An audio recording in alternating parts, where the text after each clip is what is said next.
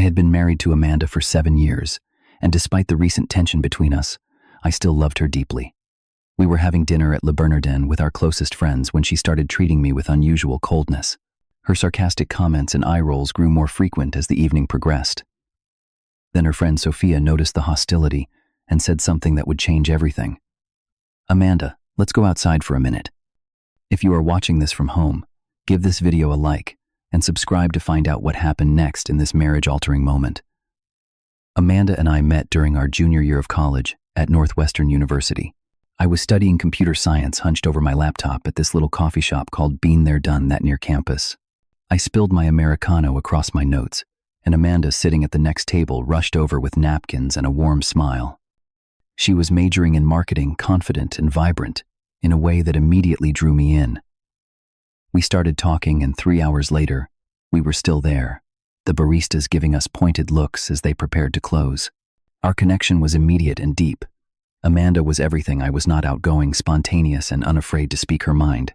Where I was methodical and sometimes reserved, she brought color and excitement. We balanced each other perfectly. After graduation, we dated for 2 more years before I proposed on the shores of Lake Michigan at sunset. She cried when I got down on one knee, the ring sparkling as bright as her eyes when she said yes. The early years of our marriage were blissful. We moved into our first home in the Lincoln Park neighborhood of Chicago. A small but charming 2-bedroom that we spent weekends fixing up together.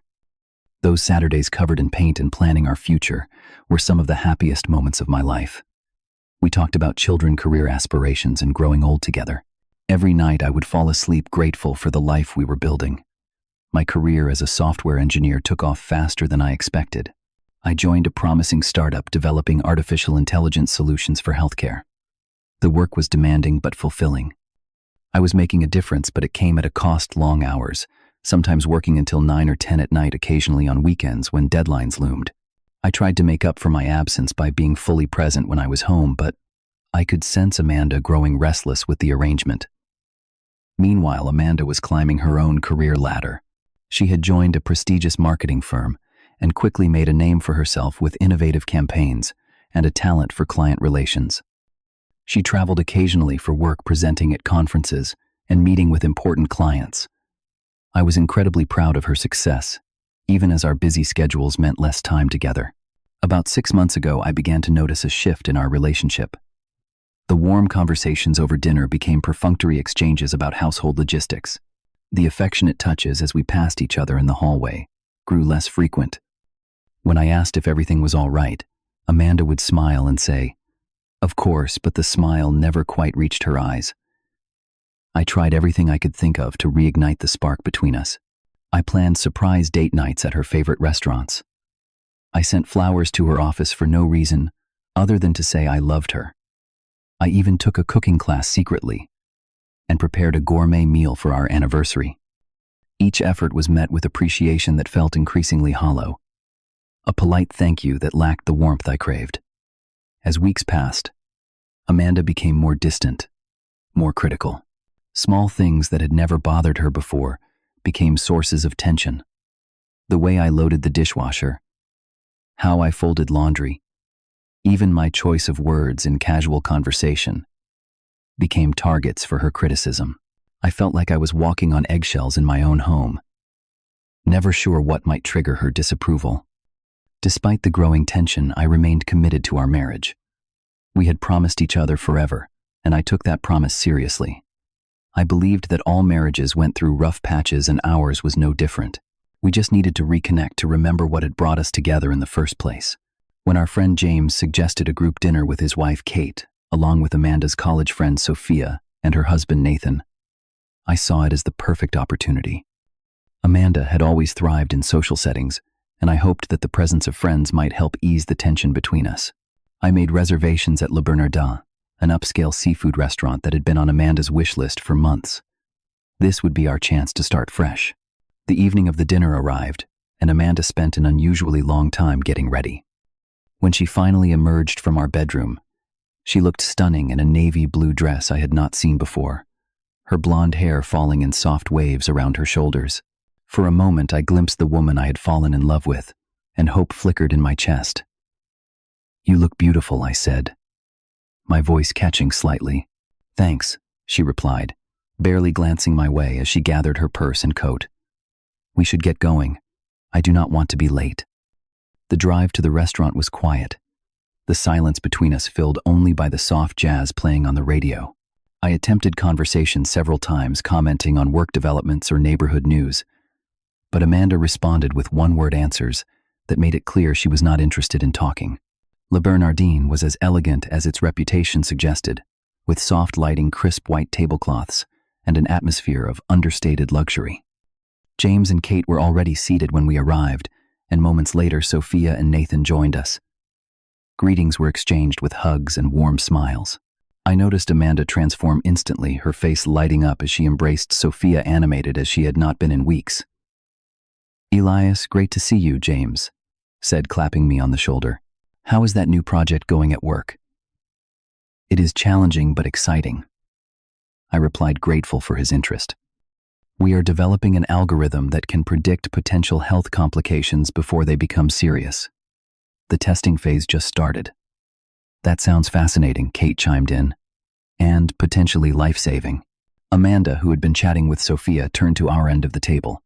"Elias loves to make his work sound more important than it is," she said with a smile that did not reach her eyes. "He is basically just coding all day. Nothing revolutionary." An uncomfortable silence fell over the table.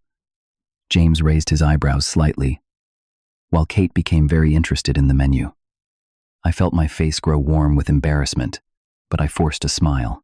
"Well, it keeps the lights on," I said, lightly trying to diffuse the tension. The waiter arrived to take our drink orders, providing a welcome distraction. I opted for a scotch, needing something stronger than wine to get through what was already proving to be a difficult evening. As appetizers were served, the conversation flowed more naturally.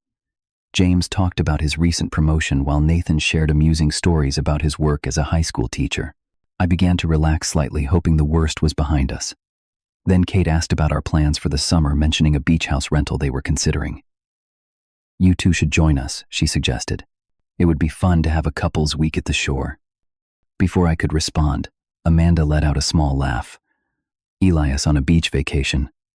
He would probably bring his laptop and work the whole time. Last year in Cancun, he spent 3 days in the hotel room on conference calls. That was because of the system crash," I explained, feeling defensive.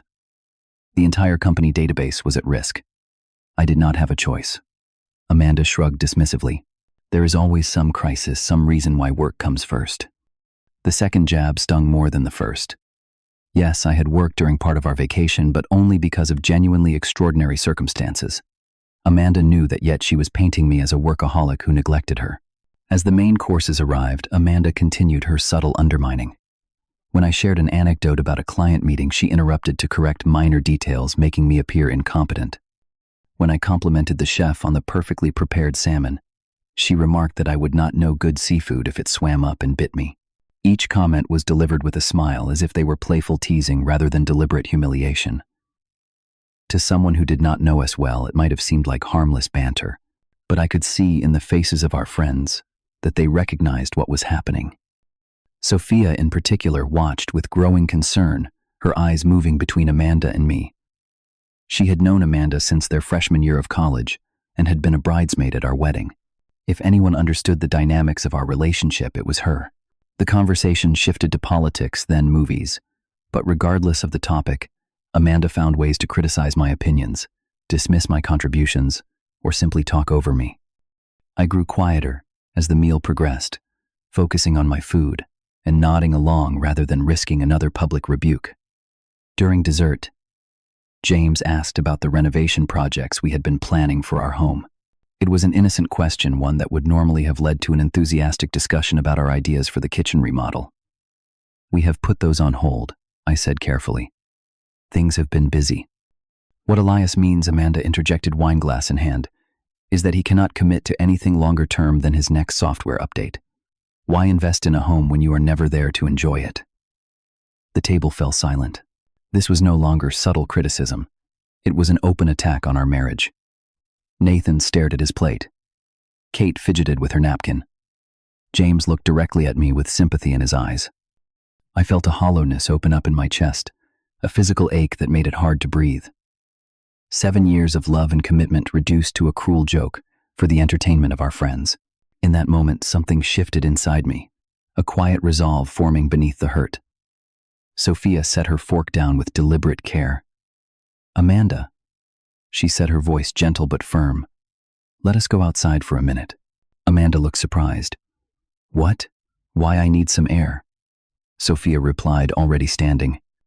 "And I would like your company." Amanda hesitated, then rose from her chair with a sigh. "Fine. Be right back," she told the table, not meeting my eyes as she followed Sophia toward the restaurant entrance. As the two women disappeared from view, I felt a strange mix of relief and dread. Relief at the temporary reprieve from Amanda's barbs, and dread about what might be said outside those doors. The silence at the table was deafening after Amanda and Sophia left. James cleared his throat, searching for a neutral topic to break the tension. Kate became intensely interested in rearranging the sugar packets in their holder. Nathan took an unusually long time finishing his espresso. "The chocolate soufflé is excellent," I said, finally desperate to fill the awkward void. "Anyone want to share another?" James caught my eye, a look of genuine concern on his face. "Elias," he said quietly, "is everything okay with you two?" I contemplated deflecting the question, maintaining the facade that all was well. But sitting there among friends who had witnessed my humiliation, the pretense seemed pointless. "No," I admitted, my voice steady despite the turmoil inside. "Things have been difficult for months. I do not know what changed or why." Kate reached across the table and squeezed my hand briefly. "We have noticed. Tonight was uncomfortable." "That is putting it mildly," Nathan added, his usual jovial expression replaced by seriousness. "Look, I have known Amanda since college. She can be sharp-tongued sometimes, but this was different. I appreciated their concern, yet felt a need to defend Amanda even now. She has been under a lot of pressure at work. The Davis campaign is demanding, and her boss has impossible expectations." James shook his head slightly. "Stress does not justify treating your spouse like that, especially in public. You deserve better, man." His words struck a chord. Did I deserve better? I had been so focused on what I might be doing wrong, how I might fix things that I had not considered, that perhaps the problem was not entirely mine to solve. "Have you two considered counseling?" Kate asked gently. "I have suggested it," I replied. "Amanda says we do not need outsiders in our business, that we can work things out ourselves." The conversation paused as I noticed Sophia and Amanda returning. Amanda's expression was difficult to read, a mixture of defiance and something else, something almost like fear. Sophia walked slightly behind her, face set in determination. The remainder of the dinner passed in strained politeness. Amanda was notably quieter, no longer actively criticizing me but withdrawn, responding minimally when addressed directly. When the check came, I insisted on paying, thanking everyone for a lovely evening, as if we had all enjoyed a perfectly pleasant meal. The drive home was silent, the tension between Amanda and me palpable.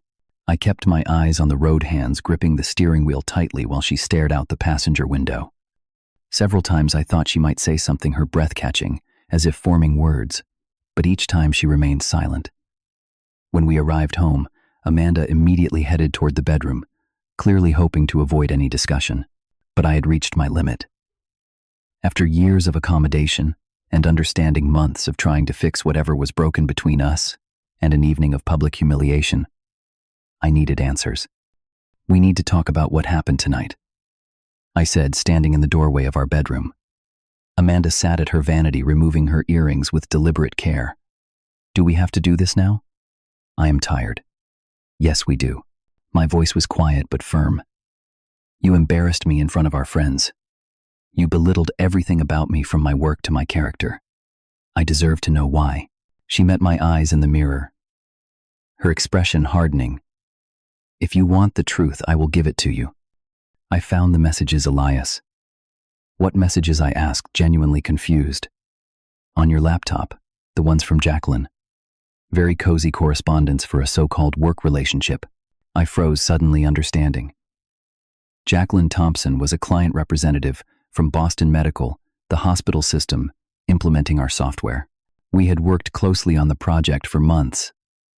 And yes, we had exchanged numerous messages. but they were entirely professional. "Amanda, there is nothing inappropriate between me and Jacqueline. Those are work communications." "Work communications do not include heart emojis and inside jokes," she countered, turning to face me directly. "Or dinner meetings that run until 11 at night." I rubbed my forehead, frustration mounting. The heart emoji was a thank you for her helping me navigate a difficult meeting with the board. The late dinner was with the entire implementation team after we resolved a critical issue. "You can ask anyone who was there." "Convenient explanations," she scoffed. I went to my office and returned with my laptop, opening it to show her the complete thread of messages between Jacqueline and me. Look at the entire conversation. Look at the group emails where these supposed secret messages were exchanged. Everyone from my team is copied. There is nothing to hide because there is nothing happening. As Amanda scrolled through the messages, I could see doubt beginning to erode her certainty. I pulled up my calendar, showing the dinner she had mentioned was logged as a team celebration with 8 attendees listed. "Why did not you tell me about this dinner?" she asked, her voice smaller now. "I did tell you. It is in our shared calendar. I texted you that night saying I would be late because we had finally fixed the integration issue. You replied, 'That is great, see you when you get home.'" Amanda checked her phone, scrolling back through our message history. I could see the moment she found the exchange, her face paling slightly. "I do not remember that," she said quietly. "Amanda, what is really going on here? This is not about some misinterpreted work emails. Something has been wrong for months." She was silent for a long moment, then spoke in a voice so soft I had to strain to hear. "My parents. They are divorcing after 35 years. This was news to me." "What? When did you find out?" "3 months ago. Dad called me. Mom had discovered he had been having an affair with a colleague for years. All those late nights at the office, the business trips, the urgent client meetings, they were lies.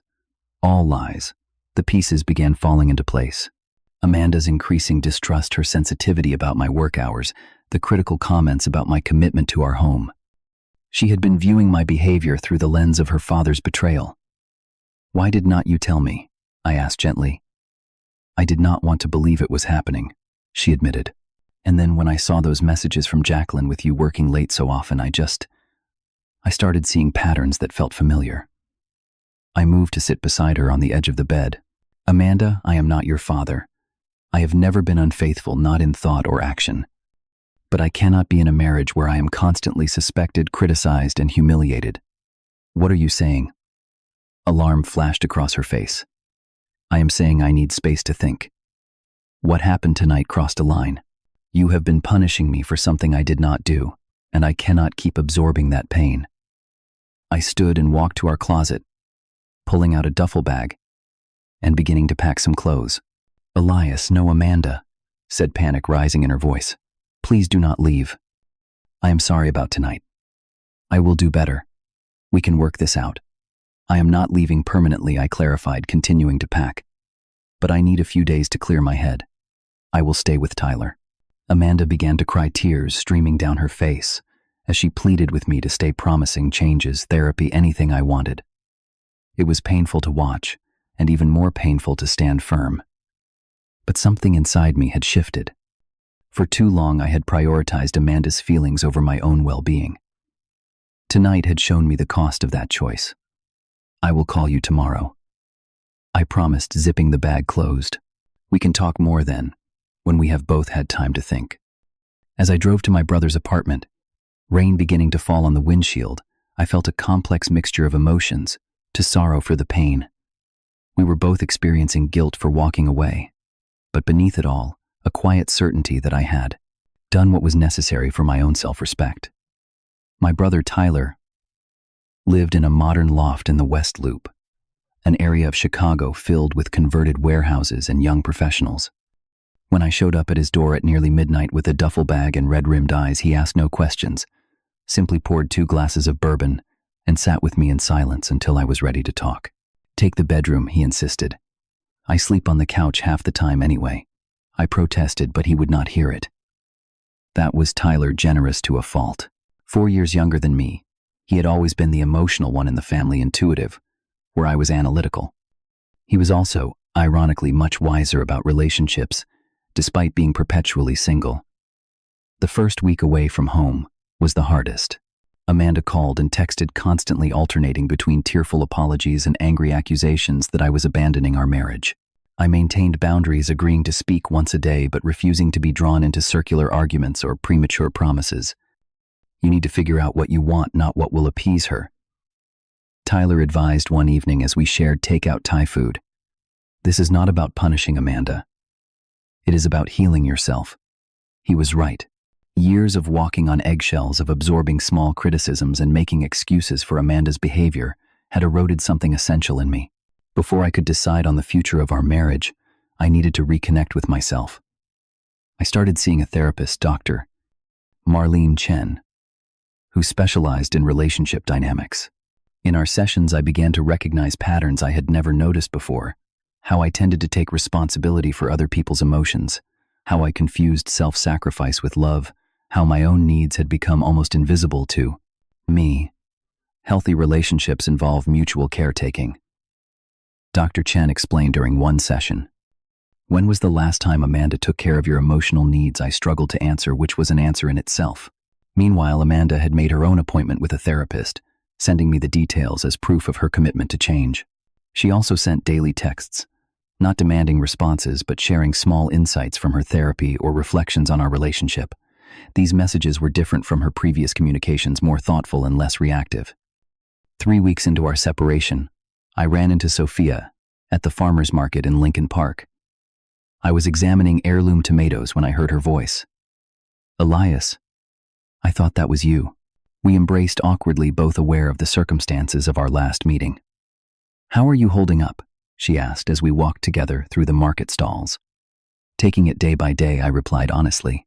"It has been clarifying being away from the situation." Sophia nodded, selecting a bunch of fresh basil. "I have been checking in on Amanda. She is doing the work, Elias. Real work on herself." "I know. She tells me about her therapy sessions."